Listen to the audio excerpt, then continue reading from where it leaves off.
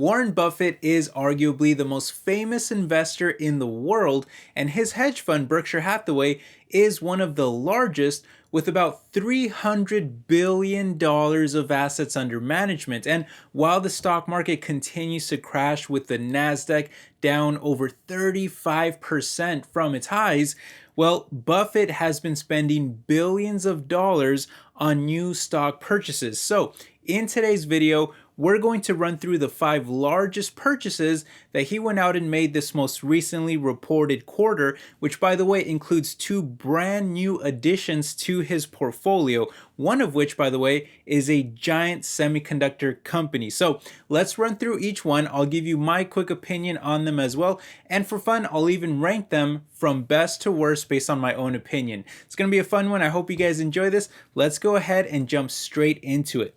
Alright guys, we're gonna count down here from smallest to largest in the portfolio, and coming in at stock number 5 is going to be a company called Louisiana Pacific, ticker symbol LPX, which was a brand new addition to the fund's portfolio, which they purchased almost $300 million of this latest quarter. Now, if you've never heard of LPX, this is a construction products company that primarily specializes in siding and wood panels that you would typically use for building houses or sheds or really any type of building, but they do sell a number of other things too. That's just kind of their biggest revenue driver. As with all construction related companies though, their business can be a little cyclical and tends to go up or down depending on the current state of the economy and the overall macro environment. For example, 2019 was a very weak year for the macro economy, hence why both sales and profits dropped significantly, but then they rebounded in 2020 because of all the lockdowns and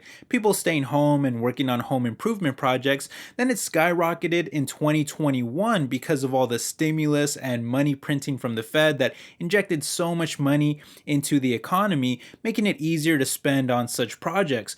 What proponents of all that reckless money printing don't understand though is that it's now causing the economy to crash with record high inflation and rising interest rates, which is why LPX's sales are now expected to fall by negative 12% this year and then a massive crash of 22% next year as well to make things even worse. And while the stock has at least come down a bit to reflect that poor performance, losing about a quarter of its value this past year, it is still way higher than their pre-pandemic levels, which is probably being held up by Warren Buffett purchasing the stock, leading to more investor confidence than it should probably have otherwise.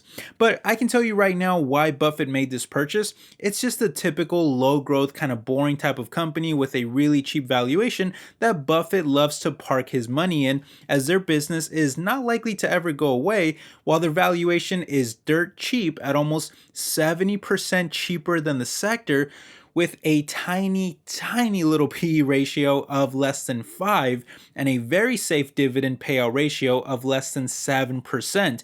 However, the dividend yield itself is very small at just 1.5%, which is really nothing compared to our current inflation rates, and the business is too boring and too cyclical for me to invest my time and energy tracking it. So I'm actually going to rank them pretty low here at number 4 for now, and perhaps readjust it later when I see what else is on this list. But it just kind of feels like a low number 4 ranking to me right off the bat.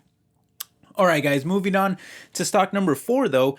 This is a stock that I've actually been tracking more closely in recent weeks myself because I think it's a very interesting play, but that is Paramount Global, ticker symbol PARA, formerly known as Viacom CBS. And Warren actually first started buying this stock earlier this year, and has slowly increased his position over time, adding another 16% to it this latest quarter, bringing the total stake in the company up to about $1.74 billion. And by the way, if that average buy price is correct, then Buffett is currently down close to half of his entire value on the stock because it's been crashing a ton in recent months.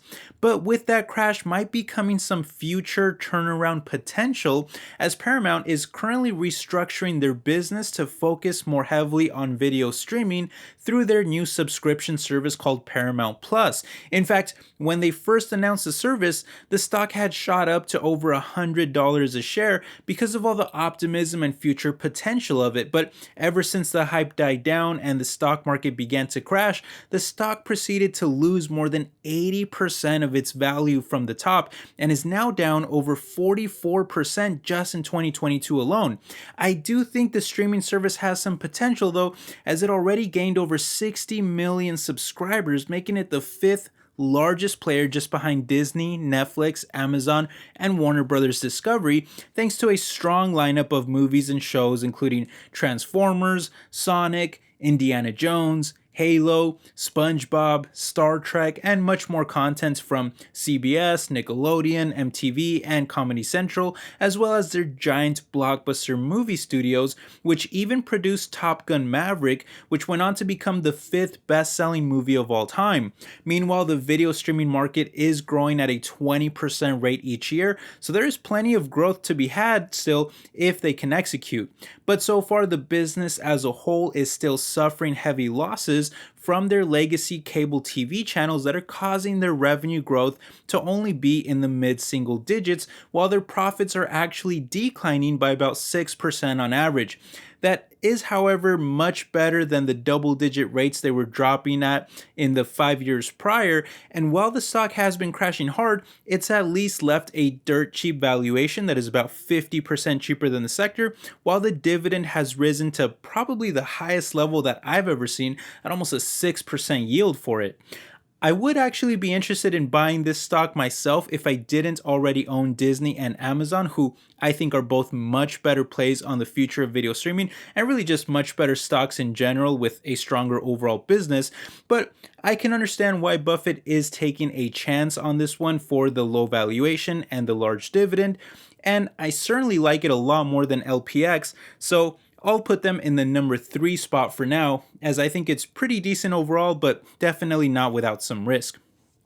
Alright guys, that's going to bring us now to stock number 3, which was a brand new semiconductor stock that Buffett added to his portfolio this quarter, and that is the chip manufacturing giant Taiwan Semiconductor, ticker symbol TSM, which Buffett went out and purchased over $4 billion worth of the stock. Now, like I said, this is a Taiwanese chip manufacturing giant. In fact, this latest quarter, they even beat out Samsung for the top spot as the largest chip supplier in the world, who builds many of the chips that are designed by other giant companies like Nvidia, AMD, and even Apple, although many times TSM actually designs the circuitry themselves thanks to the billions of dollars that they spend on research and development every single year. But it's very impressive what they do. And of course, these chips will always be needed over the long term because of the rise of internet and computer usage, the metaverse, autonomous driving, the Internet of Things, cloud computing, artificial intelligence, and many other growth drivers. The list just goes on and on. And because of that, their business has actually been on fire in recent years, putting up huge growth rates on both the top and bottom line, with sales still climbing by another 30% plus this year before finally correcting next year to the low single digits. In my opinion, though, that correction next year is not really a big deal since they've been putting up way too much growth prior to that, and I really think that 1 or 2 years to cool off is more than reasonable after that, amazing performance. However, the dip coupled with the deteriorating global economy has been enough to spook investors into selling out of the stock, causing it to lose almost half its value over the past year.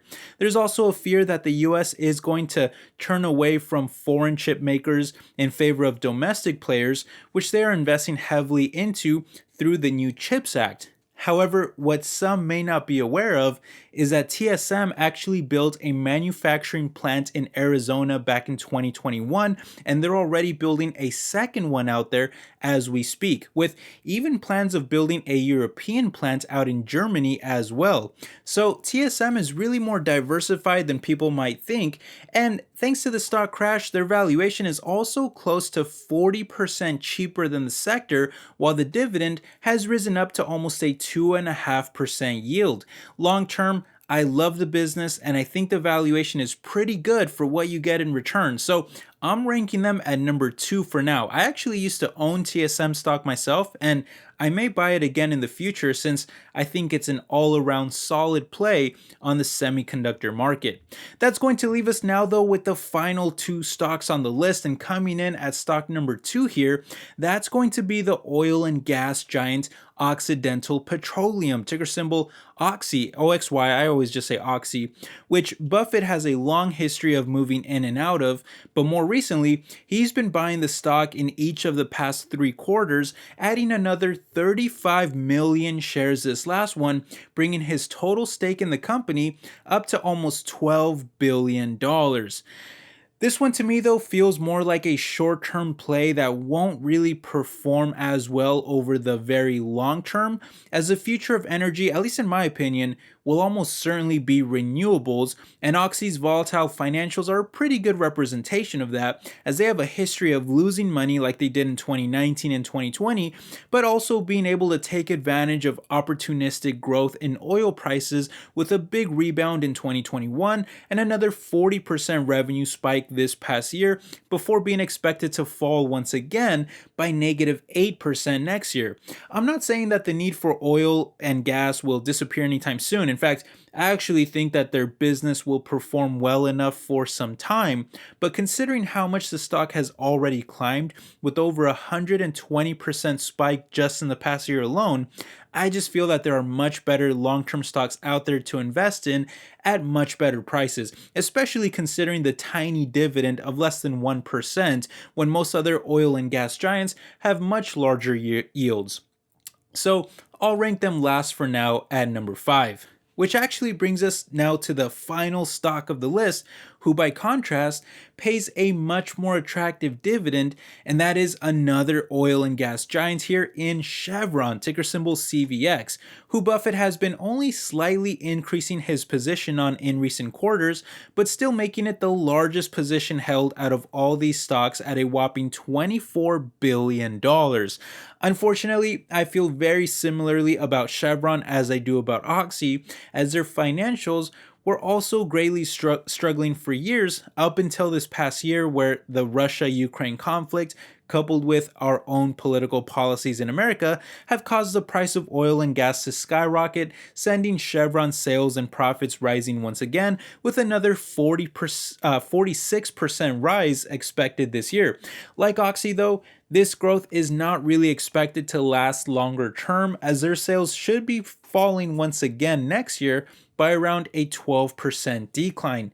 And as much as I like the dividend of over 3% with a low payout ratio and over 3 decades of growth, I just can't ignore the fact that the stock is currently trading right near an all-time high, while the macroeconomy is a complete disaster.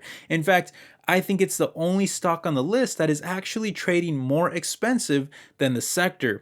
If it wasn't for that, I think I would actually like Chevron, because they're even making some large investments into renewable energy that I think will help them transition their business a bit over the long term.